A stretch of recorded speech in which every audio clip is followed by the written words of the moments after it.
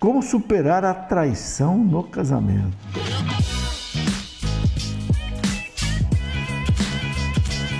Hoje, gente, isso aqui é uma pergunta difícil de responder, né? Olha, primeira coisa que eu gostaria de dizer, não há pecado que não possa ser perdoado. O Catecismo da Igreja tem uma citação aqui que eu acho maravilhosa. Eu acho que até anotei aqui o número do parágrafo, né? Diz assim, deixa eu ver se eu acho aqui, parágrafo 982. Não há pecado que a Igreja não possa perdoar se a pessoa estiver arrependida e não quiser mais voltar ao pecado. Então é o seguinte, o adultério não deve pôr fim num casamento. Entende? É um pecado. Mas a Igreja está dizendo que todo pecado pode ser perdoado se a pessoa estiver arrependida.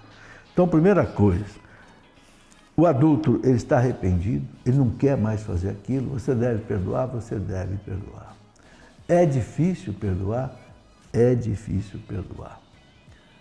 Mas você tem que lembrar que você tem uma família por trás, você tem filhos por trás.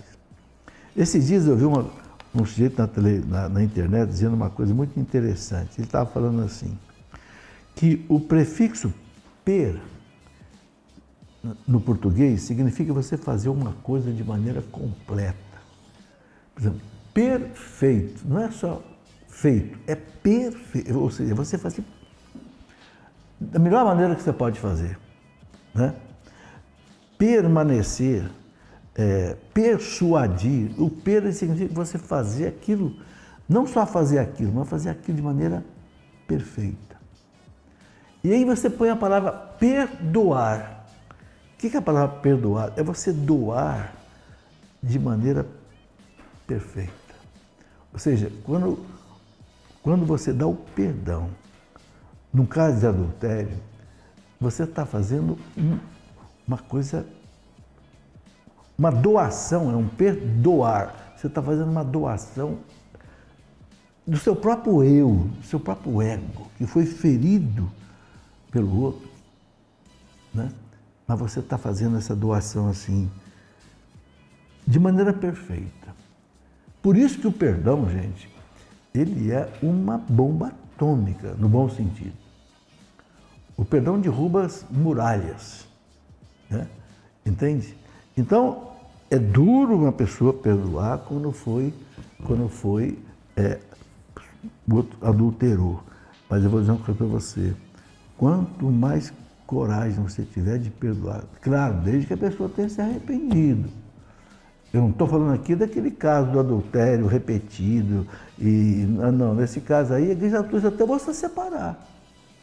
O Código de Direito Canônico fala assim, se um cônjuge sofre por parte do outro de um adultério repetido, consumado, tem direito de separar fisicamente. Não tem direito de casar de novo, mas tem direito de se separar fisicamente. Se o outro não quer se emendar. Mas se o outro quer se emendar, quer o perdão, quer recomeçar, deve ser dado o perdão. Claro, aí tem que ter muita fé. Você tem que olhar muito, né, para o Cristo na cruz, né? Eu me lembro de uma história de Dom Bosco. Dom Bosco, ele cuidava das crianças no começo, e as crianças eram arteiras, né? Imagina, crianças de rua que o Dom Bosco pegava, né? E Dom Bosco trouxe a mãe dele para trabalhar com ele, a mamãe Margarida. Só que a mãe Margarida fez uma hortazinha lá na casa que Dom Bosco arrumou, e a molecada jogando bola arrebentou toda a horta dela. Ela ficou louca, aí chegou para Dom Bosco e disse, olha, vou embora, chega. Dom Bosco não sabia o que falar. Aí Dom Bosco viu o crucifixo na parede, chamou ela e apontou o crucifixo.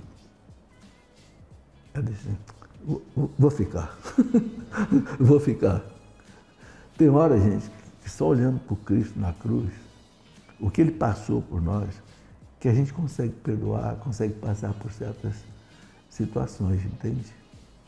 Não tem muito outro jeito, não.